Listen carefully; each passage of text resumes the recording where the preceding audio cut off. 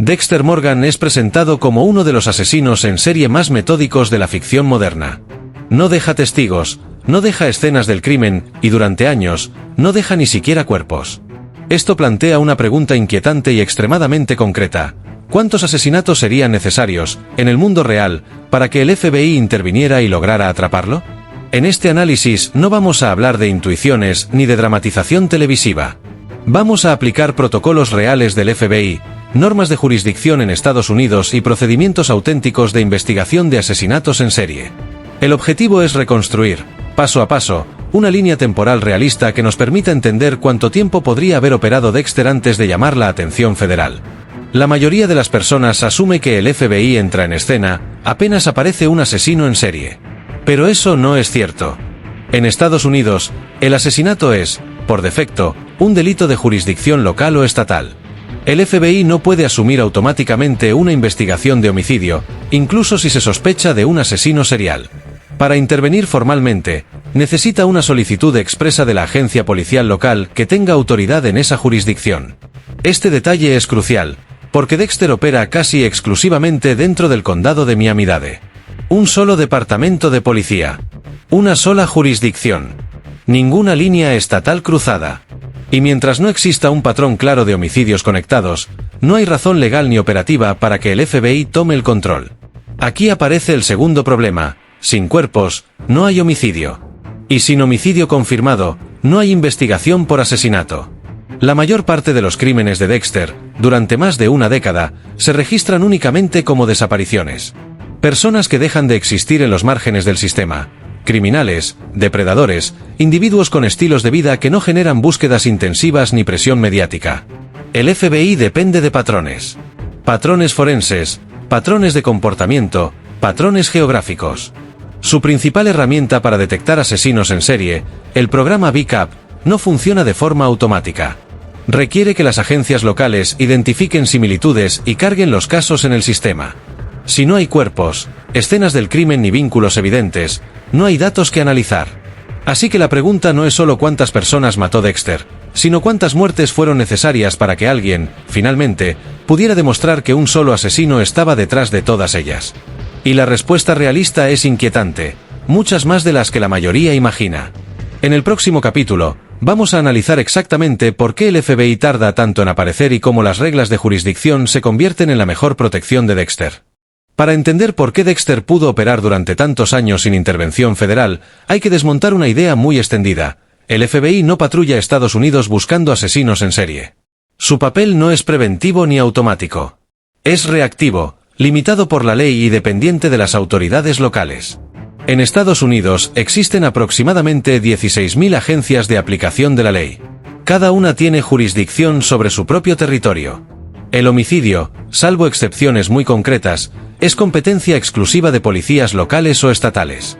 El FBI no puede asumir el control de una investigación de asesinato simplemente porque crea que hay un asesino serial activo. La base legal es clara. Según el título 28 del Código de los Estados Unidos, el FBI solo puede involucrarse formalmente en investigaciones de asesinatos en serie si la agencia local con autoridad solicita su ayuda. Sin esa invitación, su participación se limita a asesoramiento informal o apoyo técnico muy puntual. Esto significa que, aunque el FBI tenga décadas de experiencia estudiando asesinos en serie, no puede entrar en un caso si el departamento local no reconoce que existe un patrón que excede sus capacidades. Y aquí está el problema central. Para reconocer un patrón, primero hay que saber que se está investigando un homicidio. Durante los primeros años de actividad de Dexter, Miami Metro no investigaba asesinatos conectados. Investigaba desapariciones aisladas. Personas que simplemente dejaron de aparecer. Sin cuerpos, sin escenas del crimen y sin evidencia forense, no existía una base legal ni operativa para escalar el caso a nivel federal. Incluso si algún detective hubiera sospechado que algo extraño estaba ocurriendo, no habría tenido elementos suficientes para justificar una solicitud formal de apoyo del FBI. No se puede pedir ayuda federal basándose en corazonadas. Se necesitan hechos verificables, documentación y vínculos claros entre casos. Otro punto clave es que el FBI históricamente solo adquirió un rol central en investigaciones de asesinos en serie de forma relativamente reciente. Durante gran parte del siglo XX, su intervención estaba limitada a crímenes cometidos en propiedad federal, en alta mar o en reservas indígenas. El concepto moderno de asesino serial y su persecución sistemática es un desarrollo tardío. Dexter se beneficia de todo esto. Un solo departamento. Una ciudad. Una cadena de desapariciones sin conexión aparente.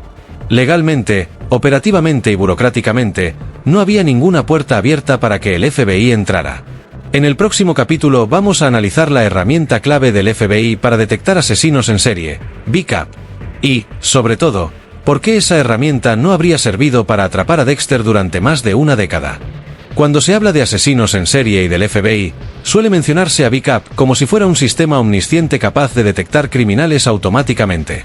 La realidad es muy distinta. BCAP, el programa de aprehensión de criminales violentos, no busca asesinos por sí solo. Funciona únicamente con la información que las agencias locales deciden cargar en él. BCAP fue creado en 1985 para resolver un problema estructural del sistema policial estadounidense, la falta de comunicación entre miles de agencias independientes. Su objetivo es identificar patrones de comportamiento, métodos de ataque y características comunes entre crímenes cometidos en distintas jurisdicciones. Pero hay una condición indispensable: debe haber casos reconocidos como delitos violentos vinculables. Dexter nunca activó ese mecanismo durante años. Sus crímenes no cruzaban jurisdicciones, y lo más importante, no estaban registrados como homicidios. Eran desapariciones. Y BCAP no puede analizar lo que no existe oficialmente como crimen. Para que un caso llegue a BCAP, un detective local debe identificar similitudes claras con otros casos y completar un formulario extenso con datos de la escena, la víctima, el método y la conducta del agresor. Sin cuerpos, sin escenas y sin evidencia forense, no hay nada que introducir en el sistema. Además, durante buena parte del tiempo en que Dexter opera, ni siquiera existía una definición formal y unificada de asesinato en serie. No fue hasta 2008 que el FBI estableció oficialmente que 2 o más homicidios cometidos por el mismo autor en eventos separados constituían un asesinato serial. Antes de eso, el umbral comúnmente aceptado era de 3 víctimas.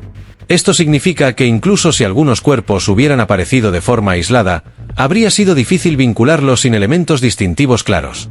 BCAP no conecta casos por intuición, sino por firmas conductuales y evidencia repetida. Dexter, precisamente, se aseguraba de que esas firmas no fueran visibles. Su elección de víctimas también jugó un papel clave. Muchas eran personas ya involucradas en actividades criminales, con enemigos, deudas o razones plausibles para desaparecer. Cuando alguien así se esfuma, no se dispara una búsqueda nacional ni se asignan grandes recursos investigativos. El resultado es inquietante. Durante más de una década, Dexter pudo matar sin que el sistema diseñado para detectar asesinos en serie tuviera la menor posibilidad de identificarlo. No porque BCAP fallara, sino porque nunca recibió los datos necesarios para funcionar. En el próximo capítulo veremos cómo la selección de víctimas y la forma en que Dexter eliminaba los cuerpos convirtieron sus crímenes en algo prácticamente invisible para cualquier análisis forense o estadístico. Uno de los factores más determinantes en la longevidad criminal de Dexter Morgan no fue solo cómo mataba, sino a quién elegía como víctima. Esta decisión, más que cualquier técnica forense, fue la base de su invisibilidad durante años. Dexter no asesinaba al azar. Sus víctimas eran, en su mayoría, criminales confirmados, asesinos que habían evadido la justicia, abusadores, traficantes o depredadores que ya vivían fuera del foco social. Personas que no llevaban una vida estable, que no tenían rutinas claras y cuya desaparición podía explicarse de muchas formas sin necesidad de pensar en un homicidio. Desde el punto de vista policial, esto es crucial. Cuando desaparece una persona sin antecedentes, con familia, empleo y vida pública, se activan búsquedas intensivas, alertas mediáticas y presión institucional. Pero cuando desaparece alguien con historial criminal, el caso suele clasificarse rápidamente como una desaparición voluntaria o una consecuencia de su propio entorno. Algunas familias pudieron haber presentado denuncias por desaparición, pero esas denuncias entraron en un sistema que procesa miles de casos cada año. Sin evidencia de violencia, esos reportes rara vez evolucionan hacia investigaciones profundas. No hay escenas del crimen. No hay testigos. No hay llamadas de emergencia. No hay delito confirmado. Además, muchas de las víctimas de Dexter ya tenían enemigos conocidos. Deudas pendientes. Historial de amenazas. Esto crea múltiples hipótesis alternativas que diluyen cualquier sospecha de un patrón único. Para un detective local, cada caso parecía aislado, explicable y sin conexión con los demás. Dexter entendía algo fundamental sobre cómo funciona la aplicación de la ley, Los recursos son limitados y se asignan según la prioridad percibida del caso. Un criminal desaparecido no genera la misma urgencia que una víctima inocente encontrada muerta. Esta selección estratégica reducía drásticamente la probabilidad de investigaciones exhaustivas. Desde la perspectiva del FBI, el problema es aún mayor. Sin homicidios confirmados, no hay victimología que analizar. Sin victimología, no se puede construir un perfil. El análisis conductual depende de patrones claros: edad, género, entorno social, método de ataque. Dexter eliminó deliberadamente cualquier coherencia visible entre sus víctimas. Cada desaparición era un punto aislado. Ninguna línea conectaba a esos puntos. Y sin líneas, no hay mapa. En el próximo capítulo veremos cómo Dexter eliminó la última pieza necesaria para cualquier investigación seria: el cuerpo. Y por qué su método de eliminación convirtió el océano en su mejor aliado. Si la elección de víctimas hacía que los crímenes de Dexter pasaran desapercibidos, su método de eliminación de cuerpos aseguraba que prácticamente no quedara nada que investigar. Desde una perspectiva forense, la forma en que se deshacía de los restos fue uno de los factores más eficaces para evitar la detección durante años. Dexter desmembraba cuidadosamente a sus víctimas y las colocaba en bolsas plásticas biodegradables, lastradas con peso, para luego arrojarlas a la corriente del Golfo. Esta decisión no fue casual.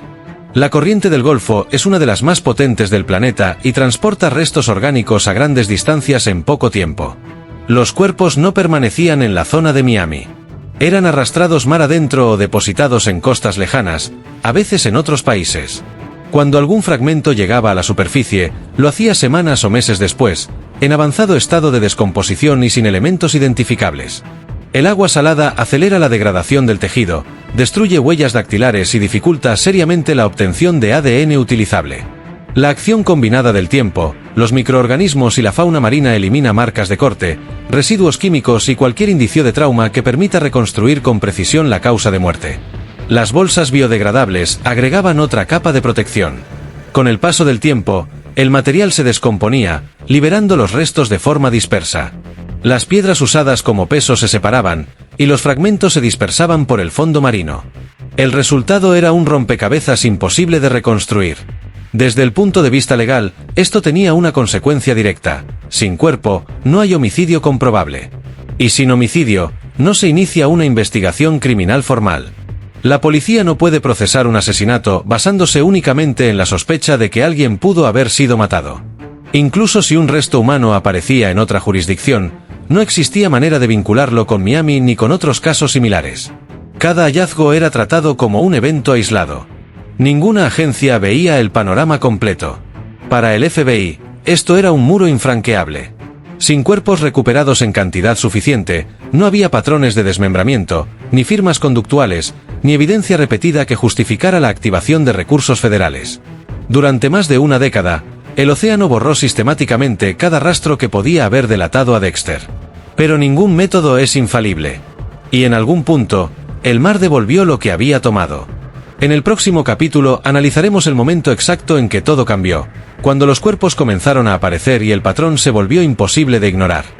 Durante más de una década, Dexter operó con completa impunidad gracias a su cuidadosa selección de víctimas y la desaparición casi total de evidencia física. Sin embargo, ningún método es perfecto. Y llegó un momento en que el océano, que había sido su aliado silencioso, comenzó a devolver lo que había tomado. En la cronología de la serie, este momento coincide con el descubrimiento de los primeros cuerpos del carnicero de la bahía. Las playas de Miami empezaron a arrojar restos humanos, desmembrados y envueltos en bolsas plásticas biodegradables, siguiendo un patrón idéntico al que Dexter había utilizado durante años. La aparición de estos cuerpos fue un cambio radical en la investigación. Por primera vez, los detectives locales tenían evidencia física y un patrón claro. Los cuerpos compartían características únicas: desmembramiento metódico, sedación con el mismo tranquilizante y extracción de muestras de sangre de manera consistente. De repente, las desapariciones aisladas se conectaron bajo un solo denominador: un asesino sistemático. Esta acumulación de evidencia obligó a Miami Metro a reconocer la magnitud del problema. Ahora no se trataba de desapariciones esporádicas, tenían un patrón de homicidios que sugería un asesino en serie con conocimiento forense y extrema precisión. La combinación de técnicas criminales y consistencia en los métodos encendió todas las alertas. Con la evidencia tangible, La policía local tuvo la autoridad legal para solicitar ayuda federal. Fue entonces cuando el FBI intervino formalmente, enviando al agente especial Frank Landy, un experto en perfiles de asesinos en serie. El escenario estaba listo: cuerpos, patrón definido y recurso federal disponible. Era la primera vez en 15 años que se podía iniciar una investigación coordinada de alto nivel. Este momento demuestra una lección clave de criminología. Incluso el asesino más cuidadoso puede ser descubierto cuando factores fuera de su control alteran su entorno. En el caso de Dexter, el mar que había protegido sus crímenes se convirtió en un canal de exposición. El hallazgo de los cuerpos no solo permitió la participación del FBI, sino que también transformó la naturaleza de la investigación. Se podían aplicar técnicas de perfilado conductual, análisis forense avanzado y base de datos de ADN, todas herramientas que antes eran irrelevantes debido a la falta de evidencia física. En el próximo capítulo exploraremos cómo el FBI utilizó estas herramientas para crear un perfil detallado del asesino y qué obstáculos enfrentaron al tratar con un criminal que, al mismo tiempo, estaba dentro del equipo de investigación. Con los cuerpos del carnicero de la bahía finalmente descubiertos, el FBI pudo intervenir formalmente. La participación federal permitió que el caso dejara de ser una colección de desapariciones aisladas para convertirse en una investigación integral de asesinato en serie. El agente especial Frank Landy, veterano en crímenes seriales, lideró la coordinación con Miami Metro. Su primer paso fue analizar los patrones que Dexter había dejado inadvertidamente: el desmembramiento uniforme, la sedación de las víctimas y la extracción sistemática de muestras de sangre. Cada detalle era una firma clara de un asesino metódico y altamente organizado. El FBI no se limita a recolectar evidencia, también construye perfiles conductuales. Analistas de la Unidad de Análisis de Conducta estudiaron las motivaciones, la selección de víctimas y la sofisticación del asesino. Determinaron que trabajaba con conocimiento forense, posiblemente en un entorno policial o judicial, y que tenía acceso a información sobre investigaciones en curso. El objetivo de este perfil era reducir la lista de sospechosos. Los asesinos organizados, como Dexter, tienden a ser meticulosos, planificadores y a menudo camuflados en la sociedad. Su comportamiento predecible se convierte en su firma, pero su integración en estructuras legales o forenses puede dificultar su detección, porque conoce cómo funcionan los procesos que podrían atraparlo. El FBI combinó análisis de patrones con base de datos de ADN y registros criminales. Examinaron antecedentes de posibles sospechosos, compararon las técnicas con otros casos sin resolver y evaluaron cómo las desapariciones encajaban en un patrón sistemático. Era un enfoque multidisciplinario, que integraba psicología criminal, forense y estadística. Sin embargo, a pesar de tener todas estas herramientas, enfrentaban un obstáculo único: el asesino estaba dentro del sistema que investigaba. Dexter trabajaba como analista de salpicaduras de sangre para Miami Metro. Tenía acceso a evidencia, a los informes y a los hallazgos preliminares del FBI. Cada paso que daba el equipo podía ser anticipado y manipulado sutilmente. Esto generaba un efecto de doble filo. El perfil del FBI era extremadamente preciso. Sabían que buscaban a alguien con conocimiento forense, meticuloso, organizado y con acceso interno. Pero, sin evidencia física directa que lo vinculara a los crímenes, la investigación aún no podía concluir con un arresto. El caso de Dexter muestra un principio fundamental: el mejor perfil del mundo solo funciona si se combina con evidencia tangible. Sin cuerpos o pruebas que conecten a las víctimas con un solo perpetrador, incluso el FBI más experimentado está limitado. En el próximo capítulo exploraremos cómo esta ventaja interna de Dexter le permitió manipular la investigación y retrasar su captura incluso frente a expertos federales. Uno de los factores que hizo a Dexter prácticamente indetectable durante tantos años fue su posición dentro de Miami Metro. No era un simple ciudadano ajeno a la investigación, era analista de salpicaduras de sangre, trabajando directamente en los casos que lo habrían atrapado. Esto le daba una ventaja casi imposible de superar. Al estar dentro del equipo, Dexter tenía acceso a información crítica, resultados de laboratorio, reportes de detectives y teorías de perfiladores del FBI. Podía anticipar movimientos del equipo, entender cómo se construían los perfiles, y en muchos casos, desviar la atención hacia otros sospechosos de manera sutil. Cada reunión, cada informe, cada pista le servía para mantenerse un paso adelante. Desde el punto de vista de la investigación, esto representa un escenario extremo. Los analistas de conducta y expertos forenses del FBI podían crear un perfil muy preciso: un asesino altamente organizado, con conocimiento técnico, meticuloso en sus métodos y con acceso interno a investigaciones. Pero un perfil, por sí solo, no lleva al arresto. Sin evidencia física que lo vincule a los crímenes, La identificación formal del sospechoso sigue siendo imposible. Dexter aprovechó este desfase perfectamente. Sabía cuándo y dónde la policía buscaba pruebas, cómo se manejaban las escenas del crimen y qué métodos de recolección de evidencia eran prioritarios. Esta ventaja le permitió ocultar sus acciones durante años, mientras los expertos federales trabajaban sobre patrones y teorías sin poder conectar los casos directamente con él. Además, su presencia generaba confianza. Era visto como parte del equipo, una fuente de información confiable. Esto reducía la sospecha en su contra y le permitía manipular indirectamente la investigación. La paradoja es clara. El asesino más buscado estaba, en realidad, en el corazón del proceso diseñado para capturarlo. Este capítulo de la historia de Dexter demuestra algo fundamental sobre criminología y procedimientos federales. Incluso los recursos más sofisticados del FBI pueden verse limitados por la ubicación estratégica del criminal. La combinación de conocimiento interno, acceso a evidencia y meticulosidad extrema crea un entorno donde la teoría policial se enfrenta a la realidad práctica de un asesino extremadamente calculador. En el próximo capítulo, veremos cómo un error externo, un hallazgo inesperado de evidencia física, finalmente pudo haber roto esta ventaja y abierto la puerta para la captura federal. Después de años operando sin dejar rastro, Dexter enfrentó su mayor vulnerabilidad, la evidencia tangible. Aunque los perfiles del FBI y las investigaciones locales habían reducido las posibilidades a un sospechoso muy específico, la captura seguía dependiendo de pruebas físicas que lo conectaran con las víctimas. Sin ellas, incluso el asesino más metódico podía permanecer impune. El hallazgo crítico ocurrió cuando el sargento James Doe, un oficial con formación militar y experiencia en inteligencia, descubrió la colección de muestras de sangre de Dexter. Cada slide contenía evidencia de una víctima distinta, organizada meticulosamente. Esta colección representaba la prueba directa de los asesinatos, el vínculo que los investigadores federales necesitaban para cerrar el caso.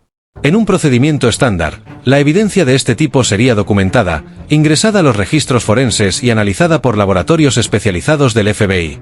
Cada slide podría haber sido comparado con perfiles de ADN en bases de datos nacionales como CODIS, estableciendo conexiones entre víctimas y, finalmente, identificando a Dexter como el autor.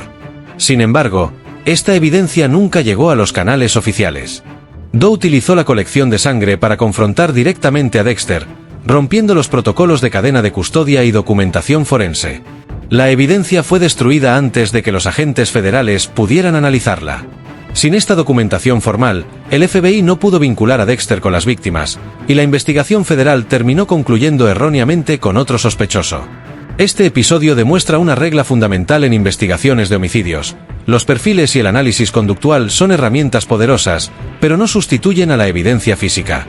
Sin cuerpos, muestras de ADN o pruebas vinculantes, incluso los investigadores más experimentados enfrentan límites operativos. Además, resalta cómo el control de la evidencia puede cambiar radicalmente el curso de una investigación. Dexter no solo había planeado cada asesinato, sino que su posición dentro del equipo y su conocimiento de los procedimientos legales le permitió manipular la recolección y el flujo de información a su favor. En consecuencia, aunque el FBI estaba a un paso de identificar al asesino, la falta de acceso a pruebas físicas directas impidió que se concretara la captura. Esta combinación de planificación criminal, conocimiento forense y control de evidencia creó un escenario casi imposible de resolver sin un factor externo que interviniera. En el próximo y último capítulo analizaremos un escenario alternativo.